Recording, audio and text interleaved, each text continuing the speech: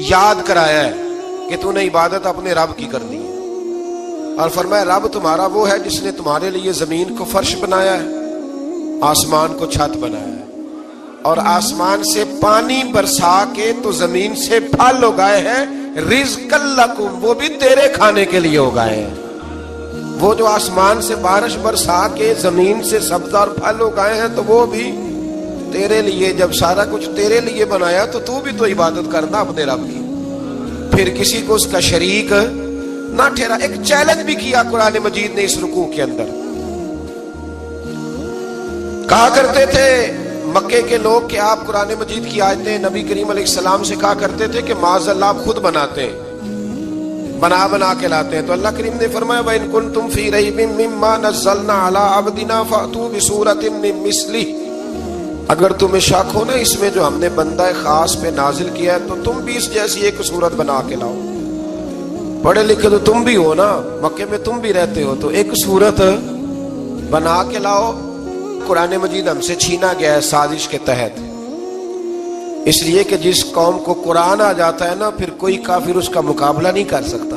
دیکھیں نا اگر کافروں کے پاس جواب ہوتا قرآن پاک کا تو بدر اور احد میں نا کوئی آیت بنا کے لاتے، قرآن کے مقابلے کی تلواریں لے کے نہ آتے، ان کے پاس جواب ہی نہیں تھا۔ اور قیامت تک کسی کافر کے پاس قرآن مجید کا کوئی جواب، قرآن کا کوئی جواب، قسم اللہ کی جواب کوئی نہیں، قرآن کا اس کا کوئی جواب نہیں۔ کیا بات ہے قرآن پاک کی۔ وہ ایک دفعہ مسلمہ کذاب بے ایمان کہنے لگا میں نے بنا لیا ہے قرآن پاک کا جواب، معاذ اللہ۔ جواب کیا بنایا؟ وہ سورت ہے نا القاریۃ ما القاریۃ وما ادراک ما القاریۃ، کھڑکھڑانے والی کیا ہے، کھڑکھڑانے والی تمہیں کیا پتا کیا ہے کھڑکھڑی، قیامت کا ذکر ہے۔ کہنے لگا میں نے اس جیسی صورت بنا لیا، تو کیا بنایا؟ الفیل ملفیل وما ادراک ما الفیل، کہنے لگا ہاتھی، تمہیں کیا پتا کیا ہاتھی، تم کیا جانو کیا ہاتھی۔ تو پاس جو اس کے اپنے بیٹھے تھے نا چیلے، وہ کہنے لگے چپ کر جا، سارے زمانے کو پتا ہے ہاتھی کیا ہوتا ہے۔ تو پاگل ہے، اس کے دو کان ہوتے ہیں، ایک سونڈ ہوتی ہے، چار اس کے پیر ہوتے ہیں۔ بیوقوف آدمی قرآن کا مقابلہ کرنا ہے تو وہ چج کے ساتھ کر، پاگلوں کی طرح مقابلہ کرے گا، جوتے کھائے گا بھی، ہمیں بھی پڑھوائے گا۔ تو قرآن مجید کا کوئی مقابلہ کر سکا؟ تو اس آیہ مبارکہ میں اللہ نے کافروں کو یہ کہا اگر مقابلہ نہیں کر سکتے تو پھر اللہ سے ڈرو، ورنہ دوزخ میں ڈالے جاؤ گے، وہ جس کا ایندھن آدمی اور پتھر ہے، اور بنائی بھی کافروں کے لیے گئی ہے۔ اعدت للکافرین، جہنم کس کے لیے بنائی گئی ہے؟ کافروں اور منافقوں کے لیے۔ مسلمانوں کے لیے بنائی گئی، مسلمان مرضی سے چھلانگے لگائیں تو ان کی موج ہے، ورنہ ان کے لیے جہنم، ان کے لیے اللہ نے جنت بنائی ہے۔ اور یہ بات کرتے ہی رب کریم نے فرمایا اے محبوب علیہ السلام مومنوں کو خوشخبری دے دیں کہ اللہ نے ان کے لیے جنت بنائی ہے، اس میں باغات ہیں، انہیں رزق دیا جائے گا کھانے کے لیے، اور اس میں انہیں پاکیزہ بیویاں دی جائیں گی، اور پھر وہ اس میں ہمیشہ رہیں گے، انہیں اس سے نکالا نہیں جائے گا۔ آگے جو آیات کریمہ ہے نا اس کے اندر اللہ تبارک و تعالیٰ نے فرمایا ہے کہ اللہ حیا نہیں کرتا سمجھانے کے لیے، مچھر کی مثال بھی دینی پڑے۔ فرمایا قرآن سے کچھ لوگ ہدایت حاصل کرتے ہیں اور کچھ گمراہ ہو جاتے ہیں۔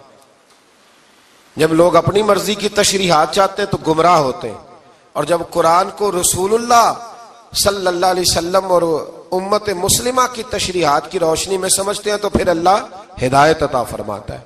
پھر اللہ تبارک و تعالیٰ نے آگے ارشاد فرمایا حضرت آدم کی پیدائش کا واقعہ۔ کچھ مفسرین نے لکھا اللہ نے مشورہ کیا تھا فرشتوں سے، وَإِذْ قَالَ رَبُّكَ لِلْمَلَائِكَةِ إِنِّي جَاعِلٌ فِي الْأَرْضِ خَلِيفَةً، لیکن کچھ مفسرین کہتے ہیں کہ اللہ کو ضرورت نہیں فرشتوں سے مشورہ کرنے کی، اللہ نے فرشتوں سے مشورہ نہیں کیا، بلکہ رب نے انہیں آگاہ فرمایا تھا کہ میں لگا ہوں زمین پہ اپنا نائب بنانے، میں خلافت دینے لگا ہوں زمین پہ۔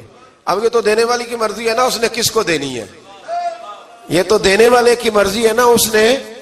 تو کچھ لوگ کہتے ہیں کہ دینے والے سے زیادہ ہمیں پتہ ہے، تو فرشتوں کو بھی یہ اجتہادی خطا ہو گئی، کہنے لگے یا اللہ اسے نہ بنانا، یہ فساد کرے گا، یہ خون ریزیاں کرے گا۔ تو اللہ نے فرمایا جو میں جانتا ہوں وہ تم، اللہ اکبر۔ امام راضی فرماتے جب رمضان آتا ہے تو اللہ فرشتوں سے کہتا ہے ذرا یہ کھول کے دروازے دیکھو نا یہ زمین پہ کیا کر رہے ہیں، تم تو کہتے تھے فساد کریں گے اور یہ سارے تراویاں پڑھ رہے ہیں، تم تو گویا کہتے تھے فساد کریں گے، اور یہ تو دیکھو گویا رمضان کے روزے رکھ رہے، یہ تو میری یاد میں نکلے ہوئے ہیں۔ تم کچھ کہتے تھے اور دیکھو میں نے تمہیں کہا تھا نا جو میں جانتا ہوں وہ تم۔ اللہ نے پھر حضرت آدم علیہ السلام کو تمام زمانے کے علوم عطا کیے، علم سکھا لیا، تو فرشتوں سے کہا تم بھی ان چیزوں کے نام بتاؤ، تو وہ بتا سکے نہیں۔ اللہ نے فرمایا اب اس طرح کرو، آدم کو سجدہ کرو۔ سب نے سجدہ کیا سوائے، وہ کہنے لگا یا اللہ صرف تجھے ہی کرنا ہے، کرنا بھی صرف اللہ کو چاہیے، پر رب کے آگے بھی جھکنا چاہیے، اور جس کے سامنے رب جھکائے نا وہاں بھی۔ اور یہ جو عاجزی ہے نا، یہ جو جھکنا ہے، یہ علم کے آگے ہے۔ ہماری مصیبت یہ ہے کہ ہم علم کے آگے بھی گردن جھکانے کو تیار نہیں ہوتے، وہاں بھی ہم خود عالم فاضل بن جاتے ہیں۔ تو فرمایا کہ سب سے کہا سجدہ کرو، سب نے سجدہ کیا سوائے ابلیس کے، تو پھر ہوا کیا وکان من الکافرین، وہ کافروں میں سے ہو گیا۔ پھر اللہ نے حضرت آدم کو اور جناب حوا کو نا مقام دے دیا جنت میں رہنے کے لیے، اور کہا سارا کچھ کھانا، درخت کے قریب نہ جانا۔ ابھی آپ کسی سے کہہ دیں تھوڑا سا کہ پیچھے نہ دیکھنا، یعنی اگر میری سمجھ لیں ادب کی وجہ سے کوئی 1.5-2 منٹ یا 6 منٹ نہیں بھی نہ دیکھے گا تو سوچے گا ضرور کہ پتہ نہیں اب پیچھے کیا ہے، مصیبت کیا ہے۔ یعنی آپ کہہ کے دیکھ لیں کسی کو، پیچھے نہ دیکھنا، فطرت ہے نا انسان کی، وہ جستجو کرتا ہے، کہا اس درخت کے پاس نہ جانا۔ تو حضرت حوا سلام اللہ علیہ کہتے ہیں دل میں خیال رہتا تھا کہ آخر ہے کیا درخت کے پاس۔ یہی انسان کا عقیدہ توحید ہے کہ جہاں سے رب منع کر دے وہاں وہ منع ہو جائے، اور یہ ان کی خطا نہیں تھی، یہ اللہ کی حکمت تھی، چونکہ رب نے تو پہلے کہہ دیا تھا بنایا ہی زمین کے لیے، تو یہ تو سارا کچھ ہونا تھا تو زمین پہ آنا تھا نا۔ تو حضرت حوا اور جناب آدم کے پاس شیطان آیا، اب اس کو نکال تو دیا تھا پر ابھی اس کا جنت میں آنا جانا بند نہیں ہوا تھا، یہ بھی اللہ کی حکمت تھی۔ تو وہ کہنے لگا تمہیں پتہ ہے بعد میں مر جاؤ گے؟ تو حضرت حوا کہنے لگی کیا موت بھی آئے گی؟ کہاں، اس کی تکلیف بھی بڑی ہوگی، تو پھر بچیں گے کیسے؟ تو کہنے لگے پھل کھا لو اس درخت کا۔ تو بچنے کے لیے پھل کھایا تھا، جس طرح لوگ آج بہت سارے کام بچنے کے لیے کرتے ہیں پر بچ سکتے، بچنے کے لیے پھل کھایا۔ تو اللہ نے فرمایا زمین پہ چلے جاؤ۔ تو حضرت آدم زمین پہ آئے، پھر کئی 100 سال روتے رہے۔ فَتَلَقَّى آدَمُ مِن رَبِّهِ کَلِمَاتٍ، تو پھر اللہ نے خود ہی جناب آدم کو کچھ کلمے سکھائے۔ علامہ اسماعیل لکی فرماتے ہیں وہ کلمے یہ تھے کہ حضرت آدم نے میرے نبی کا وسیلہ پیش کیا، تو اللہ کریم نے جناب آدم کی دعا کو مقبول فرما لیا۔ پھر آگے بنی اسرائیل کا ذکر آ جاتا ہے۔ اللہ تعالیٰ نے بنی اسرائیل، آج آپ اسی قوم کو یہودی کہتے ہیں، ان کو اللہ نے اس زمانے میں فضیلت عطا کی تھی بہت زیادہ۔ تو عرب کے اندر جب نبی پاک علیہ السلام نے اعلان نبوت کیا تو کچھ لوگوں نے یہ کہہ دیا کہ اگر یہ یہودی کلمہ پڑھ لیں گے تو ہم بھی پڑھ لیں گے۔ تو پھر اللہ نے انہیں یاد کرایا کہ تم اصل میں کیا ہو، تمہیں کلمہ پڑھنا چاہیے۔ تو اہل یہود کا تذکرہ کرتے کرتے رب کریم نے ایک بات یہ بھی ارشاد فرمائی کہ تم لوگوں کو تو کہتے رہے ہو کہ وہ نبی آنے والے ہیں، وہ نبی آنے والے ہیں، اور جب آ گئے ہیں تو ماننے کو تیار نہیں ہو۔ تو فرمایا تأمرون الناس بالبر وَتَنْسَوْنَ أَنفُسَكُمْ وَأَنْتُمْ تَتْلُونَ الْكِتَابَ، لوگوں کو بھلائی کا حکم دیتے ہو اور اپنے آپ کو بھول جاتے ہو۔ افلا تعقلون، تمہیں عقل نہیں؟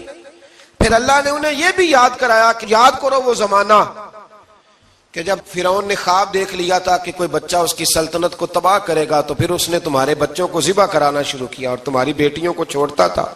فرمایا یہ بھی تو تم نے دیکھا، میں نے تمہیں پھر تم سے کہا جہاد کرو قوم عمالقہ کے خلاف، تو مقام طیہ میں جا کے یہ لوگ کہنے لگے ہم سے جہاد نہیں ہوتا۔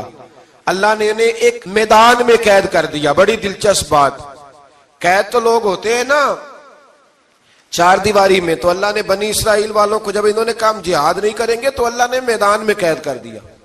میدان میں، یہ یاد رکھیں، جب انسان اللہ کی نافرمانی کرتا ہے تو اسے ایسی قید ملتی ہے جس کا اس نے تصور بھی نہیں کیا ہوتا۔ ایک میدان ہے مقام طیہ، قید ہو گئے، سارا دن سفر کرتے تھے، سارا دن، تو رات کو تھک کے سوتے تھے، صبح اٹھتے تھے نا جب تو وہیں ہوتے تھے جہاں کل صبح چلے تھے۔ تو رب جب کسی کو قیدی بناتا ہے تو اسے زنجیروں کی، سلاخوں کی ضرورت، دعا فرمائے اللہ تبارک و تعالی غموں سے نجات عطا فرمائے، یہ دعا فرمائے۔ ایسی قید دیتا ہے کہ جس سے پھر چھٹکارا ہو سکتا تو بنی اسرائیل کا بہت زیادہ تذکرہ اس پارے میں اللہ تبارک و تعالیٰ نے پھر بیان کیا، اور پھر کہا کہ انہیں جو حکم دیا جاتا تھا یہ اس کی سرتابی کرتے تھے، پھر اللہ نے ان پر ذلت نازل کر دی اور یہ ہمیشہ اس کا شکار رہے۔ قوم سبت کا ذکر فرمایا اللہ نے، ہفتے والے دن کچھ لوگ نافرمانی کرتے تھے۔ ہمارے بھی ہیلے بہانے ہیں نا آج کل کاروبار میں، تو اسی سپارے کی آیت نمبر 65 کے اندر اللہ تعالیٰ نے حضرت داؤد کی قوم کا ذکر کیا کہ اللہ نے انہیں حکم دیا تھا کہ ہفتے والے دن مچھلیاں نہیں پکڑنی، تو وہ کہتے تھے چلو ہاتھ لگا کے نہیں پکڑنی، ہاتھ لگا کے۔ وہ ہمارے لوگ ہیلے بہانے تلاش کر لیتے ہیں نا، وہ بڑے جناب انشورنس والا آ گیا، اب وہ بینک والا آ گیا، وہ فلانے صاحب آ گئے، وہ تروڑ مروڑ کے کہانیاں باتیں، اور پھر ہمیں بھی رستے مل جاتے ہیں بچنے کے۔ مفتی صاحب نے کہہ دیا تھا، ایک مولانا سے میں نے ان کو کہا ہفتے والے دن مچھلیاں نہیں پکڑنی، کہا نہیں پکڑتے، چھوٹے چھوٹے حوض بنا لیے۔ تو مچھلیاں زیادہ آتی تھی اس دن، یہ بھی اللہ کی قدرت تھی۔ نماز کے وقت گاہک زیادہ آتے ہیں، یہ اس کی قدرت ہوتی ہے۔ تو وہ مچھلیاں حوض میں جمع ہو جاتی ہیں، یوں سمجھ لیں کہ جال انہوں نے لگا لیے ہوئے تھے، تو جال میں وہ پھنستی رہتی تھی، حوضوں میں آتی رہتی تھی۔ ہفتے کو نہیں پکڑتے تھے، اتوار کو پکڑ لیتے تھے، تو پھر اللہ نے انہیں سزا دی۔ فرمایا تماشے کرتے ہو اللہ کے حکم کے ساتھ؟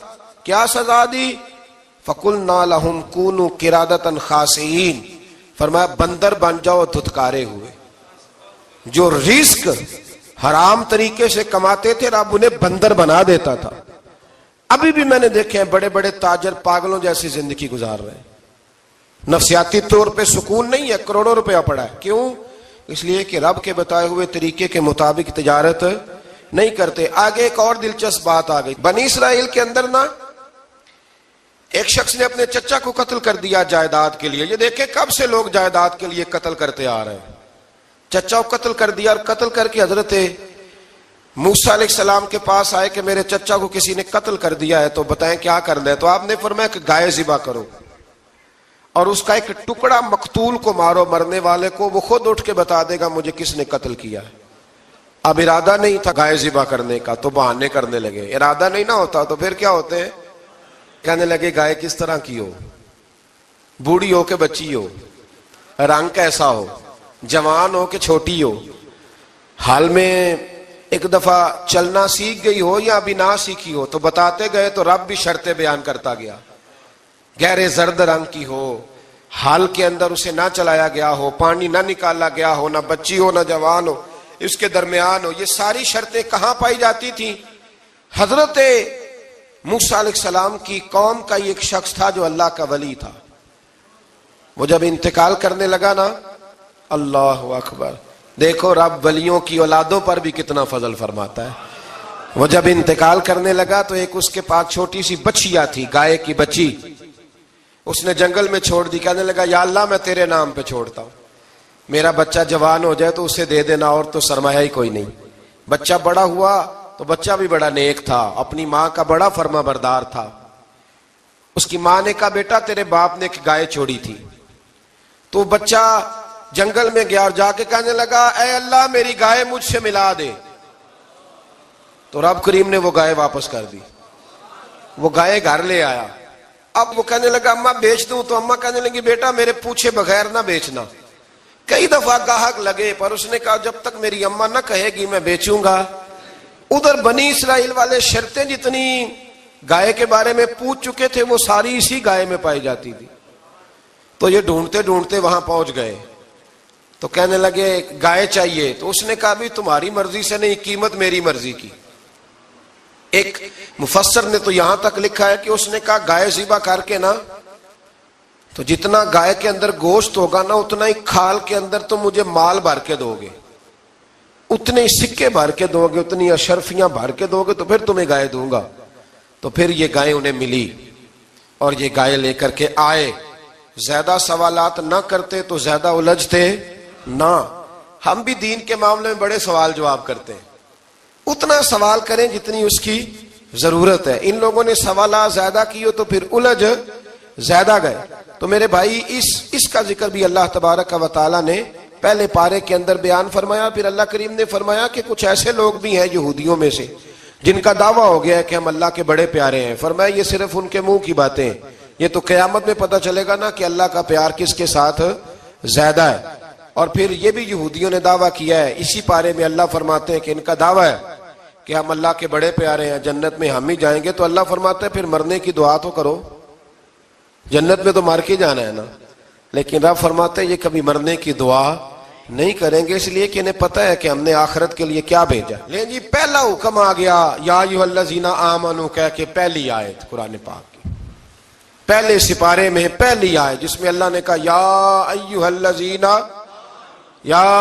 الذین آمنوا، تو پہلا حکم آمنوا کہہ کے آیت نمبر 104 میں جو اللہ نے حکم دیا ہے نا، وہ نبی پاک کی تعظیم کا حکم ہے۔ پہلا حکم ہی اللہ نے حضور کی عزت اور ناموس کا ارشاد فرمایا، پہلا اس ترتیب کے لحاظ سے۔ وہ ہوا یہ کہ جب نبی پاک کو بات ارشاد کرتے تو صحابہ کرام اٹھ کے عرض کرتے رائینا یا رسول اللہ، حضور سمجھ نہیں آئی ذرا رعایت کر دیں۔ تو یہودیوں کی عبرانی زبان کے اندر نہ ذرا کھینچ کے پڑھتے تھے رائینا، تو اس کا معنی بنتا تھا معاذ اللہ اے ہمارے چرواہے، بکریاں چرانے والے کو بھی وہ رائینا کہتے تھے۔ تو جب صحابہ یہ کہنے لگے تو اللہ نے منع ہی کر دیا، فرمایا میرے محبوب کے غلاموں، اس لفظ کے پیچھے چھپ کے لوگ میرے نبی کی بے ادبی کر جاتے ہیں، تو جس لفظ کا کوئی ایک معنی بے ادبی والا بنتا ہو وہ لفظ بھی میرے نبی کے لیے نہ کہو، لفظ وہ والے کہو جس میں کوئی بے ادبی کا معنی نکلے نہ۔ یہاں لوگوں نے بڑے بڑے لفظ نہیں بول دیے، پھر کہتے میرا مطلب یہ تھا، میرا مطلب وہ تھا، تو تو نے وہ لفظ بولا کیوں جس کا کوئی غلط مطلب بھی نکل سکتا تھا۔ اللہ نے فرمایا یا ایھا الذین آمنوا لا تقولوا رائینا، اے ایمان والو رائینا کہو ہی نہ۔ تو یا اللہ کیا کہیں؟ فرمایا وقولوا انظرنا، تم کہو یا رسول اللہ ایک نظر فرمائیے، انداز دیکھیے، انظرنا ایک نظر۔ تو ہمارے بزرگ تو پہلے بڑے پیار والوں نے کہہ دیا یا رسول اللہ انظر حالنا، کہتے کہاں سے لاتے ہو جملے؟ میں نے کہا اللہ کی کتاب سے، یا رسول اللہ انظر حالنا یا حبیب اللہ اسمع قالا، تو تم کہو انظرنا، محبوب نظر کرم کرے، واسمعوا، اور کیا ضرورت ہے دوبارہ پوچھنے کی؟ اللہ کہتا ہے پہلے ہی دھیان سے سنا کرو، پہلے ہی واسمعوا، پہلے ہی احتیاط سے سنو، وللکافرین عذاب علیم، اور کافروں کے لیے دردناک عذاب ہے۔ لے جی اسی پارے میں اللہ تبارک و تعالیٰ نے پھر اہل یہود کا ذکر کیا، تو یہود کہنے لگے کہ ہم حضرت ابراہیم کے ماننے والے ہیں، تو اللہ کریم نے وہ بھی ذکر کیا کہ میں نے تو ابراہیم کو آزمایا ہے، وَإِذِ ابْتَلَىٰ إِبْرَاهِيمَ رَبُّهُ بِكَلِمَاتٍ فَأَتَمَّهُنَّ، ہم نے ابراہیم کو کچھ چیزوں سے آزمایا ہے، وہ ہماری آزمائش پہ پورے اترے۔ قَالَ إِنِّي جَاعِلُكَ لِلنَّاسِ إِمَامًا، تو پھر ہم نے انہیں کہا کہ ہم آپ کو پوری دنیا کا امام بنائیں گے۔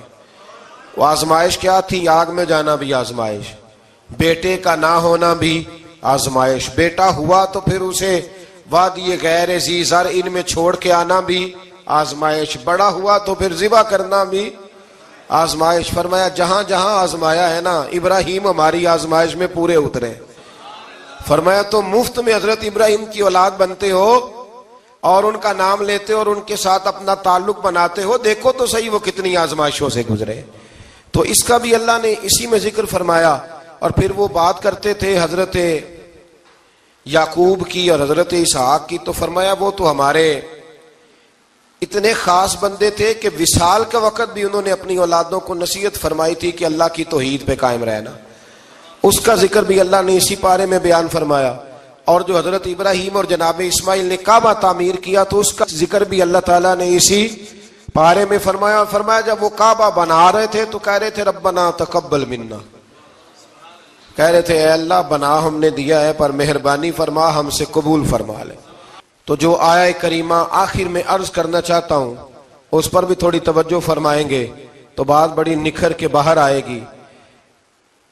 یہ 16ویں رکوع کے اندر اللہ نے پھر یہود کا اور عیسائیت کا ذکر فرمایا، تو اللہ کریم نے ایک بات ارشاد فرمائی، یہودیوں کے ہاں جب کوئی بچہ پیدا ہوتا تھا پیلے رنگ کے ساتھ اس کو رنگتے تھے، یا کوئی خاص رنگ تھا ان کا، بچہ پیدا ہوتا تو اس پر وہ رنگ چڑھاتے کہ یہ جی ہمارے مذہب کا رنگ ہے۔ ہمارے ہاں بھی رسمیں ہیں نا اپنی اپنی، معاذ اللہ اپنی اپنی نہیں ہونی چاہیے، اللہ رسول کا حکم ہونا چاہیے۔ تو یہودیوں کے ہاں بچہ پیدا ہوتا تو ایک خاص رنگ چڑھاتے، عیسائیوں کے ہاں پیدا ہوتا تو وہ بھی ایک خاص رنگ چڑھاتے. تو مسلمانوں کے ہاں بچے پیدا ہوئے تو انہوں نے بھی توجہ کی کہ یہ کیا ہو رہا ہے، تو رب کریم نے فرمایا صبغۃ اللہ، رنگ اللہ کا ہی ہے. ومن احسن من اللہ صبغہ، اور فرمایا اللہ کے رنگ سے زیادہ خوبصورت کس کا رنگ ہو سکتا ہے. اللہ کا رنگ کیا ہے؟ لا الہ الا اللہ محمد الرسول اللہ صلی اللہ علیہ. فرمایا نیلے پیلے کالے رنگ نہ چڑھاؤ، اپنے ذہن پر توحید و رسالت کا رنگ چڑھاؤ. یہ سب سے بہترین رنگ ہے. اگر تمہارے ذہنوں پر رب رسول کی توحید کا رنگ چڑھ گیا تو یہ وہ والا رنگ ہے، پھر تمہیں کسی اور رنگ کی طرف جانے کی ضرورت نہیں پڑے گی. تو فرمایا رنگ وہ پیدا کرو جو توحید کا ہے، رسالت کا ہے، اس رنگ کی توجہ کرو. قرآن مجید کے اس پارے میں اللہ کریم نے مختلف باتیں بیان کر کے آخری رکوع میں یہ جو رنگ کا ذکر فرمایا نا، تو یہ لگتا ہے پورے پارے کا خلاصہ ہے کہ رب کریم نے فرمایا اصل بات یہ ہے کہ تمہاری سوچوں پہ رب رسول کی توحید و رسالت کا رنگ ہونا چاہیے. ہر وقت بچہ پیدا ہو، کوئی دنیا سے جائے تو رنگ کس کا ہونا چاہیے؟ اللہ رسول کے. اور فرمایا رب تمہارا وہ ہے جس نے تمہارے لیے زمین کو فرش بنایا ہے، آسمان کو چھت بنایا ہے، اور آسمان سے پانی برسا کے تو زمین سے پھل اگائے ہیں، رزق لکم، وہ بھی تیرے کھانے کے لیے اگائے ہیں.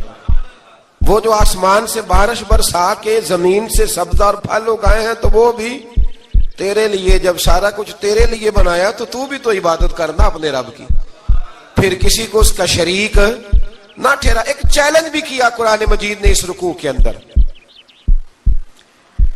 کہا کرتے تھے مکے کے لوگ کہ آپ قرآن مجید کی آیتیں نبی کریم علیہ السلام سے کہا کرتے تھے کہ معاذ اللہ آپ خود بناتے ہیں، بنا کے لاتے ہیں. تو اللہ کریم نے فرمایا وَإِن كُنتُمْ فِي رَيْبٍ مِّمَّا نَزَّلْنَا عَلَىٰ عَبْدِنَا فَأْتُوا بِسُورَةٍ مِّن مِّثْلِهِ، اگر تمہیں شک ہو نا اس میں جو ہم نے بندہ خاص پہ نازل کیا ہے تو تم بھی اس جیسی ایک صورت بنا کے لاؤ. پڑھے لکھے تو تم بھی ہو نا، مکے میں تم بھی رہتے ہو، تو ایک صورت بنا کے لاؤ. قرآن مجید ہم سے چھینا گیا ہے سازش کے تحت، اس لیے کہ جس قوم کو قرآن آ جاتا ہے نا پھر کوئی کافر اس کا مقابلہ نہیں کر سکتا. دیکھیں نا اگر کافروں کے پاس جواب ہوتا قرآن پاک کا تو بدر اور احد میں نا کوئی آیت بنا کے لاتے، قرآن کے مقابلے کی تلواریں لے کے نہ آتے. ان کے پاس جواب ہی نہیں تھا. اور قیامت تک کسی کافر کے پاس قرآن مجید کا کوئی جواب، قرآن کا کوئی جواب، قسم اللہ کی جواب کوئی نہیں قرآن کا، اس کا کوئی جواب نہیں. کیا بات ہے قرآن پاک. وہ ایک دفعہ مسلمہ کذاب بے ایمان کہنے لگا میں نے بنا لیا ہے قرآن پاک کا جواب. معاذ اللہ. جواب کیا بنایا؟ وہ صورت ہے نا القاریۃ ما القاریۃ وما ادراک ما القاریۃ، کھڑکھڑانے والی کیا ہے، کھڑکھڑانے والی تمہیں کیا پتا کیا ہے کھڑکھڑی، قیامت کا ذکر ہے. کہنے لگا میں نے اس جیسی صورت بنا لیا. تو کیا بنایا؟ الفیل ملفیل وما ادراک ما الفیل. کہنے لگا ہاتھی، تمہیں کیا پتا کیا ہاتھی، تم کیا جانو کیا ہاتھی. تو پاس جو اس کے اپنے بیٹھے تھے نا چیلے، کہنے لگے چپ کر جا، سارے زمانے کو پتا ہے ہاتھی کیا ہوتا ہے. تو پاگل ہے، اس کے دو کان ہوتے ہیں، ایک سونڈ ہوتی ہے، چار اس کے پیر ہوتے ہیں. بیوقوف آدمی قرآن کا مقابلہ کرنا ہے تو کچھ چج کے ساتھ کر، پاگلوں کی طرح مقابلہ کرے گا، جوتے کھائے گا بھی ہمیں بھی پڑھوائے گا. تو قرآن مجید کا کوئی مقابلہ کر سکا؟ تو اس آیہ مبارکہ میں اللہ نے کافروں کو یہ کہا اگر مقابلہ نہیں کر سکتے تو پھر اللہ سے ڈرو ورنہ دوزخ میں ڈالے جاؤ گے. وہ جس کا ایندھن آدمی اور پتھر ہے، اور بنائی بھی کافروں کے لیے گئی ہے. اعدت للکافرین، جہنم کس کے لیے بنائی گئی ہے؟ کافروں اور منافقوں کے لیے. مسلمانوں کے لیے بنائی گئی. مسلمان مرضی سے چھلانگے لگائیں تو ان کی موج ہے، ورنہ ان کے لیے جہنم، ان کے لیے اللہ نے جنت بنائی ہے. اور یہ بات کرتے ہی رب کریم نے فرمایا اے محبوب علیہ الصلوۃ والسلام مومنوں کو خوشخبری دے دیں کہ اللہ نے ان کے لیے جنت بنائی ہے، اس میں باغات ہیں، انہیں رزق دیا جائے گا کھانے کے لیے، اور اس میں انہیں پاکیزہ بیویاں دی جائیں گی، اور پھر وہ اس میں ہمیشہ رہیں گے، انہیں اس سے نکالا نہیں جائے گا. آگے جو آیات کریمہ ہے نا اس کے اندر اللہ تبارک و تعالیٰ نے فرمایا ہے کہ اللہ حیا نہیں کرتا سمجھانے کے لیے مچھر کی مثال بھی دینی پڑے. فرمایا قرآن سے کچھ لوگ ہدایت حاصل کرتے ہیں اور کچھ گمراہ ہو جاتے ہیں.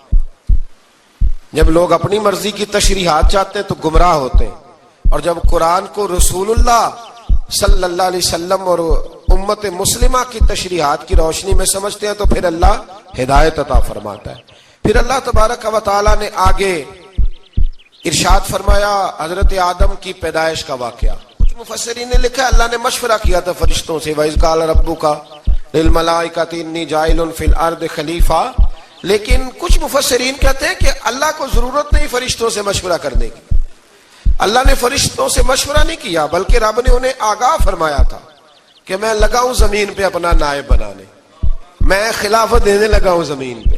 اب یہ تو دینے والی کی مرضی ہے نا اس نے کس کو دینی ہے, یہ تو دینے والے کی مرضی ہے نا اس نے. تو کچھ لوگ کہتے ہیں کہ دینے والے سے زیادہ ہمیں پتہ ہے.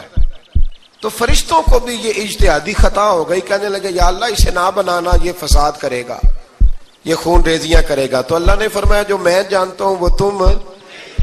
اللہ اکبر. امام راضی فرماتے جب رمضان آتا ہے تو اللہ فرشتوں سے کہتا ہے ذرا یہ کھول کے دروازے دیکھو نا یہ زمین پہ کیا کر رہے ہیں.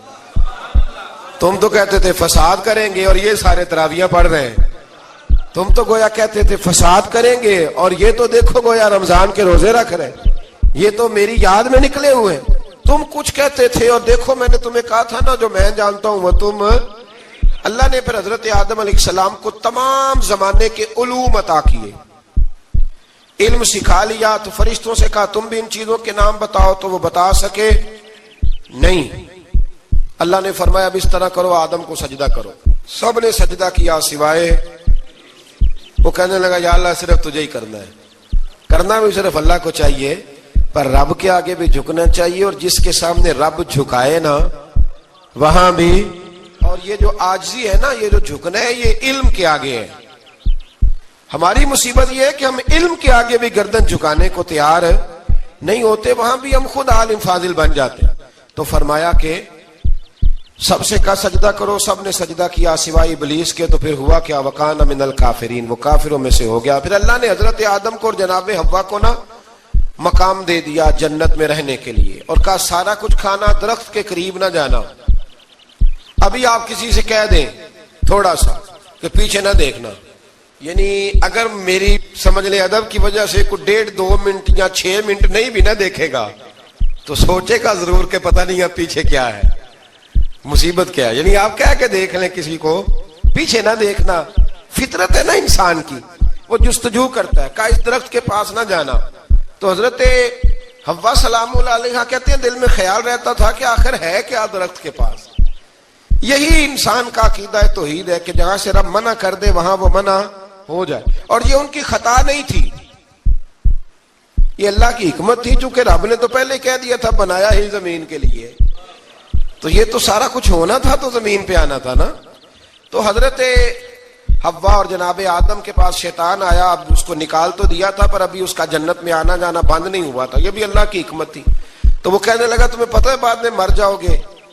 تو حضرت حوا کہنے لگی کیا موت بھی آئے گی؟ کہاں, اس کی تکلیف بھی بڑی ہوگی, تو پھر بچیں گے کیسے؟ تو کہنے لگے پھل کھا لو اس درخت کا. تو بچنے کے لیے پھل کھایا تھا. جس طرح لوگ آج بہت سارے کام بچنے کے لیے کرتے ہیں پر بچ سکتے, بچنے کے لیے پھل کھایا. تو اللہ نے فرمایا زمین پہ چلے جاؤ.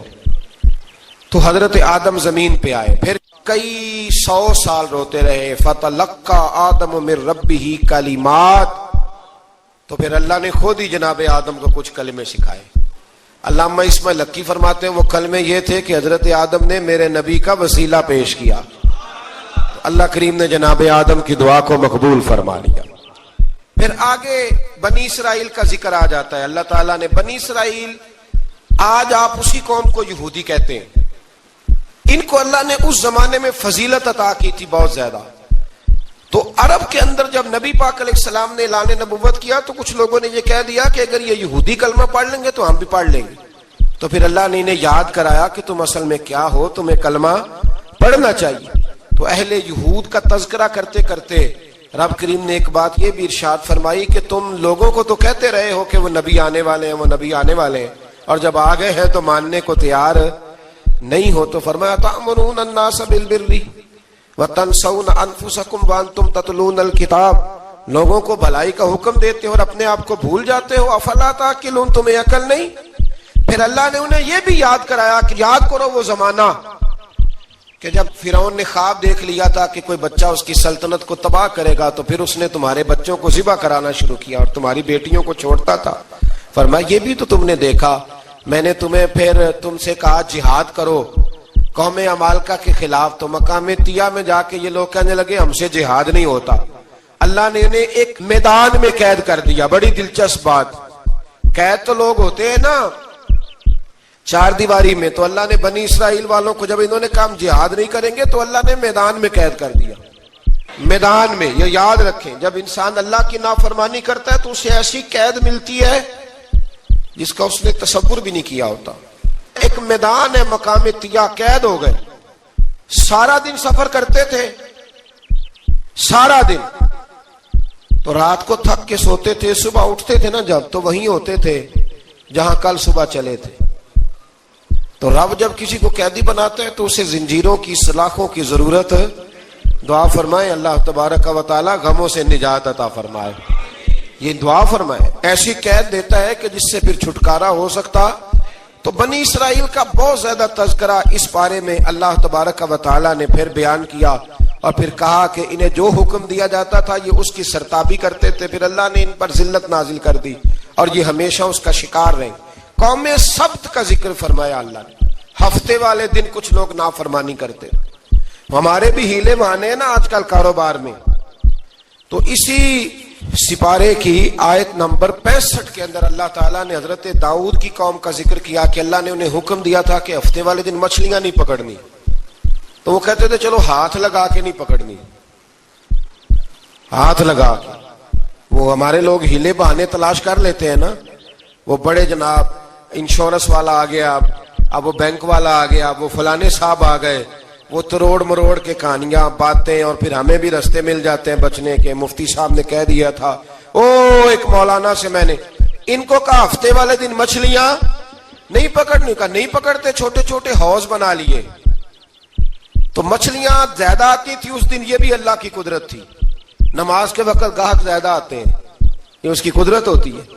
تو وہ مچھلیاں حوض میں جمع ہو جاتی ہیں، یوں سمجھ لیں کہ جال انہوں نے لگا لیے ہوئے تھے، تو جال میں وہ پھنستی رہتی تھی، حوضوں میں آتی رہتی تھی۔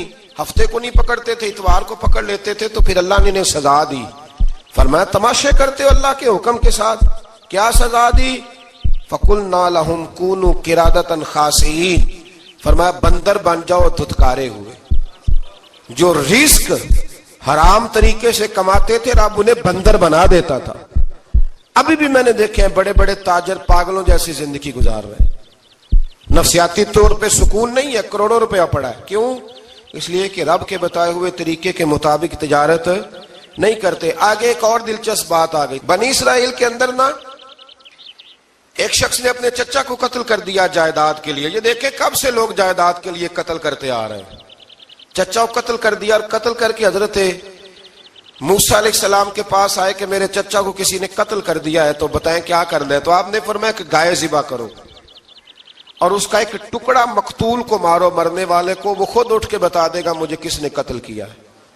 اب ارادہ نہیں تھا گائے ذبح کرنے کا تو بہانے کرنے لگے۔ ارادہ نہیں نہ ہوتا تو پھر کیا ہوتے ہیں؟ کہنے لگے گائے کس طرح کی ہو، بوڑھی ہو کہ بچی ہو، رنگ کیسا ہو، جوان ہو کہ چھوٹی ہو، حال میں ایک دفعہ چلنا سیکھ گئی ہو یا ابھی نہ سیکھی ہو، تو بتاتے گئے تو رب بھی شرطیں بیان کرتا گیا۔ گہرے زرد رنگ کی ہو، حال کے اندر اسے نہ چلایا گیا ہو، پانی نہ نکالا گیا ہو، نہ بچی ہو نہ جوان ہو، اس کے درمیان ہو۔ یہ ساری شرطیں کہاں پائی جاتی تھیں؟ حضرت موسیٰ علیہ السلام کی قوم کا ایک شخص تھا جو اللہ کا ولی تھا۔ وہ جب انتقال کرنے لگا نا، اللہ اکبر، دیکھو رب ولیوں کی اولادوں پر بھی کتنا فضل فرماتا ہے۔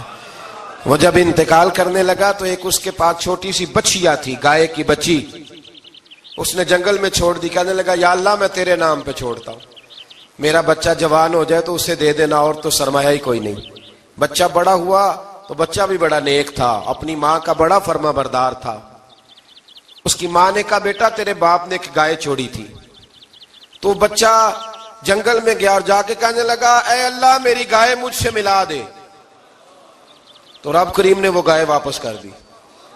وہ گائے گھر لے آیا، اب وہ کہنے لگا اما بیچ دوں، تو اما کہنے لگی بیٹا میرے پوچھے بغیر نہ بیچنا۔ کئی دفعہ گاہک لگے پر اس نے کہا جب تک میری اما نہ کہے گی میں بیچوں گا۔ ادھر بنی اسرائیل والے شرطیں جتنی گائے کے بارے میں پوچھ چکے تھے وہ ساری اسی گائے میں پائی جاتی تھی، تو یہ ڈھونڈتے ڈھونڈتے وہاں پہنچ گئے، تو کہنے لگے گائے چاہیے، تو اس نے کہا بھی تمہاری مرضی سے نہیں، قیمت میری مرضی کی۔ ایک مفسر نے تو یہاں تک لکھا ہے کہ اس نے کہا گائے ذبح کر کے نا، تو جتنا گائے کے اندر گوشت ہوگا نا اتنا ہی کھال کے اندر تم مجھے مال بھر کے دو گے، اتنے ہی سکے بھر کے دو گے، اتنی اشرفیاں بھر کے دو گے، تو پھر تمہیں گائے دوں گا۔ تو پھر یہ گائے انہیں ملی اور یہ گائے لے کر کے آئے۔ زیادہ سوالات نہ کرتے تو زیادہ الجھتے نہ۔ ہم بھی دین کے معاملے میں بڑے سوال جواب کرتے ہیں، اتنا سوال کریں جتنی اس کی ضرورت ہے۔ ان لوگوں نے سوالات زیادہ کیے تو پھر الجھ زیادہ گئے۔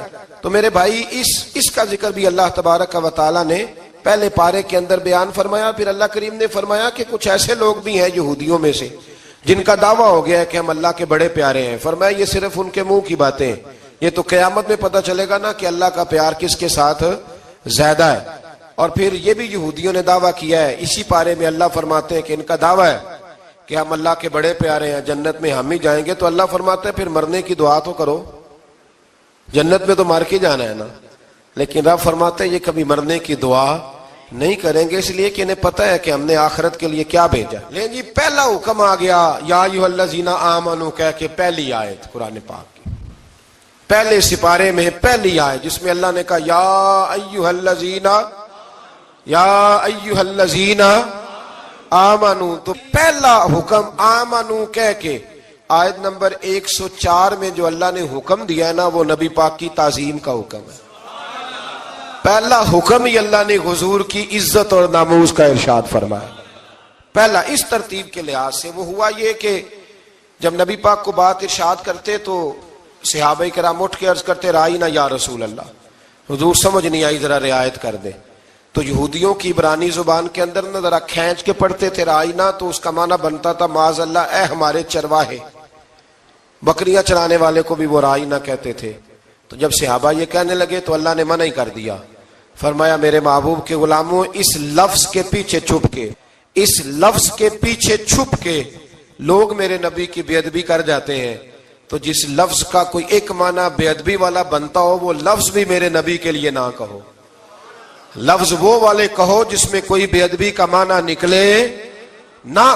یہاں لوگوں نے بڑے بڑے لفظ نہیں بول دیے، پھر کہتے میرا مطلب یہ تھا، میرا مطلب وہ تھا، تو تو نے وہ لفظ بولا کیوں جس کا کوئی غلط مطلب بھی نکل سکتا تھا۔ اللہ نے فرمایا یا ایھا الذین آمنوا لا تقولوا رائینا، اے ایمان والو رائینا کہو ہی نہ۔ تو یا اللہ کیا کہیں؟ فرمایا وقولوا انظرنا، تم کہو یا رسول اللہ ایک نظر فرمائیے، انداز دیکھیے، انظرنا ایک نظر۔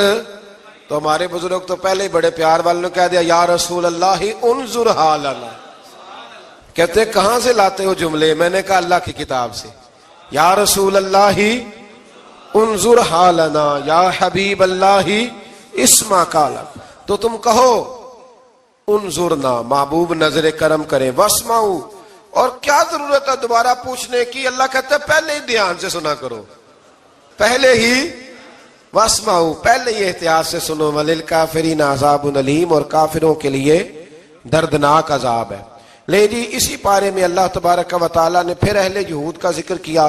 تو یہود کہنے لگے کہ ہم حضرت ابراہیم کے ماننے والے ہیں، تو اللہ کریم نے وہ بھی ذکر کیا کہ میں نے تو ابراہیم کو آزمایا ہے، وَإِذِ ابْتَلَىٰ إِبْرَاهِيمَ رَبُّهُ بِكَلِمَاتٍ فَأَتَمَّهُنَّ، ہم نے ابراہیم کو کچھ چیزوں سے آزمایا ہے، وہ ہماری آزمائش پہ پورے اترے۔ قَالَ إِنِّي جَاعِلُكَ لِلنَّاسِ إِمَامًا، تو پھر ہم نے انہیں کہا کہ ہم آپ کو پوری دنیا کا امام بنائیں گے۔ وہ آزمائش کیا تھی؟ آگ میں جانا بھی آزمائش، بیٹے کا نہ ہونا بھی آزمائش، بیٹا ہوا تو پھر اسے وادی غیر ذی زرع ان میں چھوڑ کے آنا بھی آزمائش، بڑا ہوا تو پھر ذبح کرنا بھی آزمائش۔ فرمایا جہاں جہاں آزمایا ہے نا ابراہیم ہماری آزمائش میں پورے اترے۔ فرمایا تو مفت میں حضرت ابراہیم کی اولاد بنتے ہو اور ان کا نام لیتے ہو اور ان کے ساتھ اپنا تعلق بناتے ہو، دیکھو تو صحیح وہ کتنی آزمائشوں سے گزرے۔ تو اس کا بھی اللہ نے اسی میں ذکر فرمایا۔ اور پھر وہ بات کرتے تھے حضرت याकूब की और हजरत इसहाक की, तो फरमाया वो तो हमारे इतने खास बंदे थे कि विसाल के वक्त भी उन्होंने अपनी औलादों को नसीहत फरमाई थी कि अल्लाह की तौहीद पे कायम रहना। उसका जिक्र भी अल्लाह ने इसी पारे में बयान फरमाया। और जो हजरत इब्राहीम और जनाब इस्माइल ने काबा तामीर किया तो उसका जिक्र भी अल्लाह ताला ने इसी पारे में फरमाया। फरमाया जब वो काबा बना रहे थे तो कह रहे थे रब्बना तकब्बल मिन्ना, कह रहे थे ऐ अल्लाह बना हमने दिया है पर मेहरबानी फरमा हमसे कबूल फरमा ले। तो जो आया करीमा आखिर में अर्ज करना चाहता हूं उस पर भी थोड़ी तवज्जो फरमाएंगे तो बात बड़ी निखर के बाहर आएगी। ये 16वें रुकू के अंदर अल्लाह ने फिर यहूद का और ईसाइयत का जिक्र फरमाया। तो अल्लाह करीम ने एक बात इरशाद फरमाई, यहूदियों के यहाँ जब कोई बच्चा पैदा होता था वो पीले रंग के साथ उसको रंगते थे, या कोई खास रंग था उनका, बच्चा पैदा होता तो उस पर वो रंग चढ़ाते कि ये जी हमारे मजहब का रंग है। हमारे यहाँ भी रस्में है ना अपनी अपनी, माज़अल्लाह अपनी अपनी नहीं होनी चाहिए, अल्लाह रसूल का हुक्म होना चाहिए। तो यहूदियों के यहाँ बच्चा पैदा होता तो एक खास रंग चढ़ाते, ईसाइयों के यहाँ पैदा होता तो वो भी एक खास रंग चढ़ाते। तो मुसलमानों के यहाँ बच्चे पैदा हुए तो उन्होंने भी तवज्जो की कि ये क्या हो रहा है, तो रब करीम ने फरमाया सिबगत अल्लाह, रंग अल्लाह का ही है। वमन अहसनु मिनल्लाहि सिबगा, और फरमाया अल्लाह के रंग से ज्यादा खूबसूरत किसका रंग हो सकता है। अल्लाह का रंग क्या है, ला इलाहा इल्लल्लाहु मुहम्मदुर रसूलुल्लाह सल्लल्लाहु अलैहि।